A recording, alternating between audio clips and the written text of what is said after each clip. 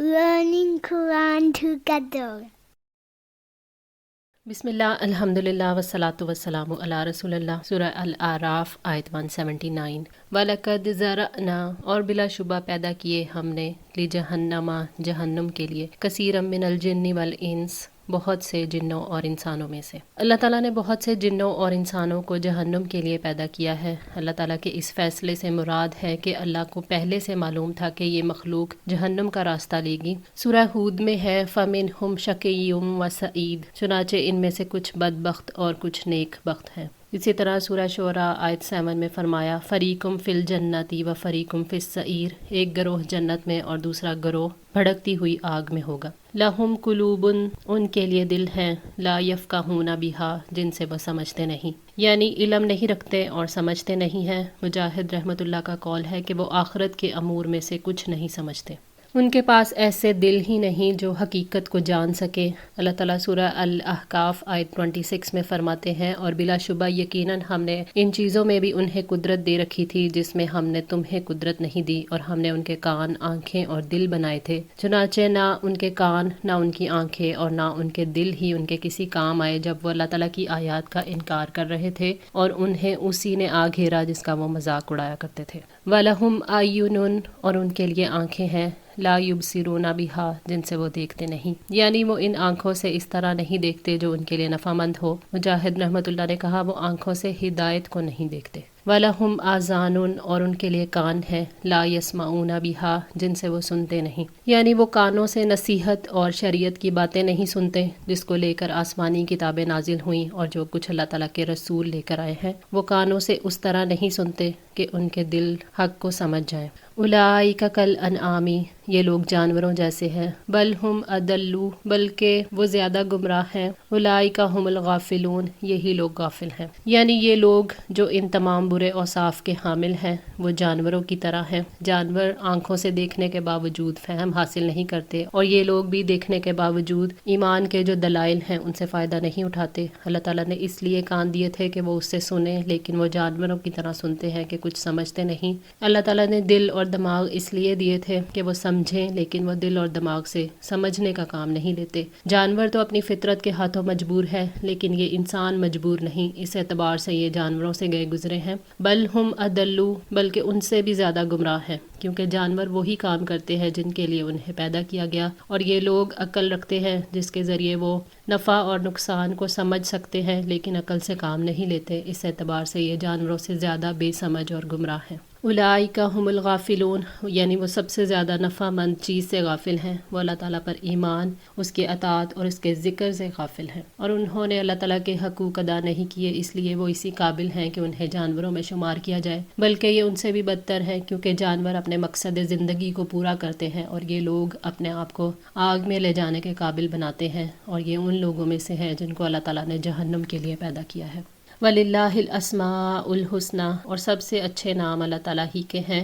फ़दउहू बिहा, सो उसे उनके साथ पुकारो। ये आयत वाज़े करती है कि अल्लाह ताला के तमाम नाम हुस्ना यानी अच्छे हैं। अल्लाह ताला ने फरमाया कुलिद उल्लाह अविद उर रहमान अय्यम्मा तदउ फलाहुल अस्माउल हुस्ना वला तजहर बिसलातिका वला तुखाफित बिहा वब्तगी बैन ज़ालिका सबीला। आप कह दें कि अल्लाह कहकर पुकारो या रहमान कहकर पुकारो, जिससे भी तुम पुकारो सब बेहतरीन नाम उसी के हैं, और आप अपनी नमाज में आवाज़ बुलंद ना करें और ना ही उसे आहिस्ता रखें, बल्कि उन दोनों के दरमियान का रास्ता तलाश करें। सूरह बनी इसराइल 110। वल्लाहुल खालिकुल बारिउल मुसव्विरु लहुल अस्माउल हुस्ना युसब्बिहु लहु मा फिस समावाति वल अर्द व हुवल अजीजुल हकीम। वही अल्लाह है, खाका बनाने वाला, वजूद में लाने वाला, सूरत गिरी करने वाला। सारे अच्छे नाम उसी के हैं। हर चीज़ जो आसमानों और ज़मीन में है उसी की तस्बीह करती है, और वो सब पर गालिब कमाल हिकमत वाला है। सूरह अल हशर 24। सही हदीस में नबी सल्लल्लाहु अलैहि वसल्लम से साबित है, आपने फरमाया अल्लाह ताला के 99 नाम हैं जो उनको याद कर लेता है वो जन्नत में दाखिल होगा। सही बुखारी 2736। फ़दउहू बिहा, सो उससे उनके साथ पुकारो, यानी अल्लाह ताला को उसके इसमें मुबारक से पुकार कर दुआ करनी चाहिए। मसलन दुआ मांगने वाला ऐसे कहे, ए अल्लाह तू माफ़ करने वाला है, माफ़ी तुझे पसंद है, मुझे माफ़ फरमा दे। ए अल्लाह तू रहम करने वाला है, रहीम है, मुझ पर रहम फरमा, मुझे हिदायत दे, मुझे हक पर इस्तकामत अता फरमा।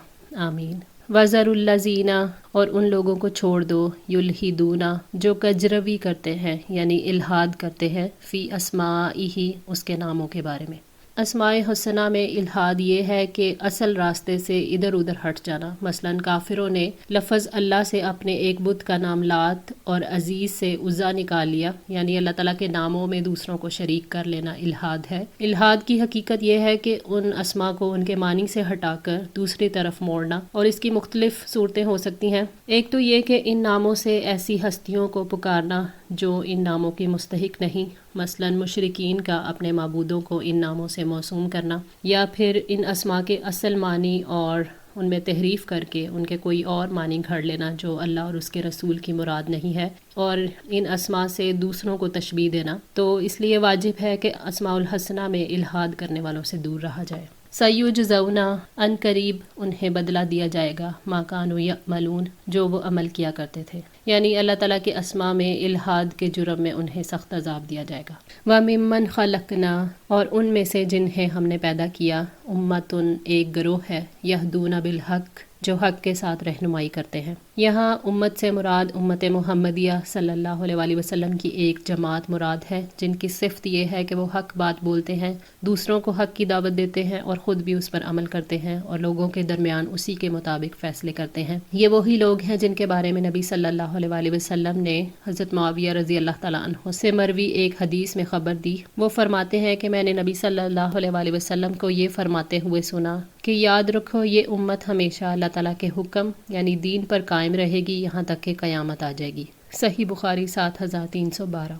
وَبِهِ يَعْدِلُونَ، اور اسی کے ساتھ انصاف کرتے ہیں، یعنی جب وہ لوگوں کے مال، خون اور ان کے حقوق وغیرہ کے بارے میں فیصلے کرتے ہیں تو حق کی بنیاد پر انصاف کرتے ہیں۔ یہی لوگ ہیں جن کو اللہ تعالیٰ نے ایمان، عمل، حق اور صبر کی وصیت جیسی نعمتوں سے نوازا ہے۔ وَالَّذِينَ كَذَّبُوا بِآيَاتِنَا، اور جن لوگوں نے ہماری آیات کو جھٹلایا، یعنی قرآن پاک کی آیات کو جو اس نے اپنے رسول صلی اللہ علیہ وآلہ وسلم پر اتاری، وہ ان پر ایمان نہیں لائے، انہوں نے شرک اور گمراہی پر اصرار کیا اور توحید اور ہدایت سے منہ موڑا۔ سنستدرجہم، ہم ضرور انہیں آہستہ آہستہ پکڑیں گے، من حیث، جہاں سے، لا یعلمون، وہ نہیں جانتے، یعنی جہاں سے ان کو ڈر نہیں ہوگا ادھر ہی سے ہم آئیں گے۔ اللہ تعالیٰ نے سورہ الانعام آیت 44-45 میں فرمایا، سو جب انہوں نے اس نصیحت کو بھلا دیا جو انہیں کی گئی تھی تو ہم نے ان پر ہر چیز کے دروازے کھول دیے، حتیٰ کہ جب وہ ان پر اترانے لگے جو وہ دیے گئے تو ہم نے اچانک ان کو پکڑ لیا، تو اچانک وہ مایوس تھے، چنانچہ ان لوگوں کی جڑ کاٹ دی گئی جنہوں نے ظلم کیا، اور سب تعریف اللہ تعالیٰ ہی کے لیے ہے جو جہانوں کا رب ہے۔ اللہ تعالیٰ نے خبر دی ہے کہ ہم انہیں ایک چیز کے بعد ایک سے پکڑیں گے، درجہ بدرجہ، یہاں تک کہ ان پر عذاب ثابت ہو جائے گا، پھر وہ ان پر نازل ہوگا تو وہ ہلاک ہو جائیں گے۔ جھٹلانے والے یہ حقیقت نہیں سمجھ پا رہے کہ اللہ تعالیٰ نے انہیں ڈھیل دے رکھی ہے اور یہ مقررہ وقت تک ہے۔ انہیں یقین نہیں ہے کہ اللہ تعالیٰ کی اسکیم میں پکڑے جائیں گے اور آخری انجام متقیوں ہی کا ہوگا۔ وَأُمْلِي لَهُمْ، اور میں انہیں مہلت دوں گا۔ اللہ تعالیٰ فرماتے ہیں کہ میں مہلت دیتا ہوں یہاں تک کہ وہ سمجھ لیتے ہیں کہ ان کی پکڑ نہیں ہوگی اور انہیں عذاب نہیں دیا جائے گا، پھر وہ اپنی سرکشی اور نافرمانیوں میں آگے بڑھتے جاتے ہیں، اسی اعتبار سے ان کی سزا بھی بڑھتی جاتی ہے، ان کے لیے عذاب کئی گنا بڑھ جاتا ہے اور انہیں خبر تک نہیں ہوتی۔ اِنَّ قَیدی، بلا شبہ میری تدبیر، متین، بہت مضبوط ہے۔ اللہ تعالیٰ کی چال مضبوط ہے، وہ نافرمانی کے لیے طویل مدت تک مہلت دیتا ہے اور لوگ اللہ تعالیٰ کی تدبیر سے غافل رہتے ہیں اور پھر بری طرح پکڑے جاتے ہیں۔ اولم یتفکروا، کیا بھلا انہوں نے کبھی غور نہیں کیا، ما بصاحبہم، نہیں ہے ان کے ساتھی کو، من جنتن، کوئی جنون۔ قریش کے پاس نبی صلی اللہ علیہ وآلہ وسلم کے خلاف پروپیگنڈا کرنے کے لیے سب سے بڑا ہتھیار یہی تھا کہ وہ آپ پر الزام لگاتے تھے۔ قرآن پاک نے اس بات پر غور و فکر کی دعوت دی کہ آپ کے حالات اور مجنونوں کے حالات میں فرق ہوتا ہے۔ جسے صادق اور امین کہتے رہے ہو یہ وہی تو ہیں، کیا تم عقل سے کام نہیں لیتے؟ وہ تو حق اور صداقت کی دعوت دیتے ہیں، لوگوں کو غفلت سے بیدار کر رہے ہیں۔ اللہ تعالیٰ نے فرمایا وَمَا صَاحِبُكُمْ بِمَجْنُونَ، اور تمہارا ساتھی ہرگز کوئی دیوانہ نہیں ہے۔ سورہ التکویر آیت 22۔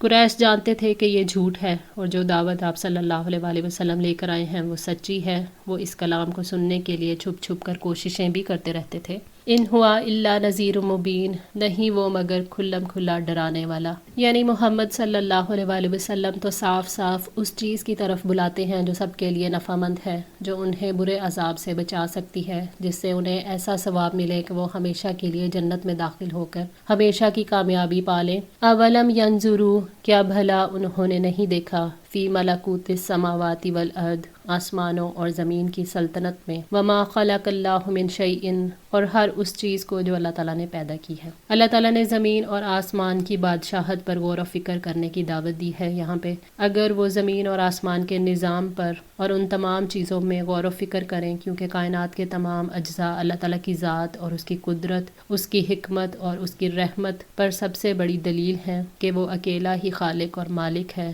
وہ اکیلا ہی پاکیزگی کا مستحق اور واحد محبوب ہے۔ وَأَنْ عَسَىٰ، اور یہ کہ امید ہے، أَن يَكُونَ، کہ ہو، قَدِ اقْتَرَبَ، قریب آ چکی، أَجَلُهُمْ، ان کی مدت۔ یعنی یہ کہ وہ اپنے حالات میں غور و فکر کریں اس سے پہلے کہ زندگی ختم ہو جائے، کہیں ایسا نہ ہو کہ شرک اور کفر پر ہی موت آ جائے، ایسا نہ ہو کہ غفلت میں ہی دنیا کو خیر بات کہہ دیں اور اپنی غلطیوں کو ٹھیک کرنے کا موقع ہی نہ ملے۔ فَبِأَيِّ حَدِيثٍ، تو کس بات کے ساتھ، بعدہ، اس کے بعد، یؤمنون، وہ ایمان لائیں گے۔ یعنی محمد صلی اللہ علیہ وآلہ وسلم کے ڈراوے کے بعد اور کون سی وارننگ ان کے پاس آئے گی؟ اگر اس کتاب پر جو محمد صلی اللہ علیہ وآلہ وسلم اپنے رب کی طرف سے لے کر آئے اس کی تصدیق نہیں کریں گے تو پھر اور کون سی کتاب آئے گی جس کی وہ تصدیق کریں گے؟ اللہ تعالیٰ کی دھمکیوں اور ڈراووں کے بعد یہ کس ڈراوے پر ایمان لائیں گے؟ کیا وہ دجال پر اور باطل پر ایمان لائیں گے؟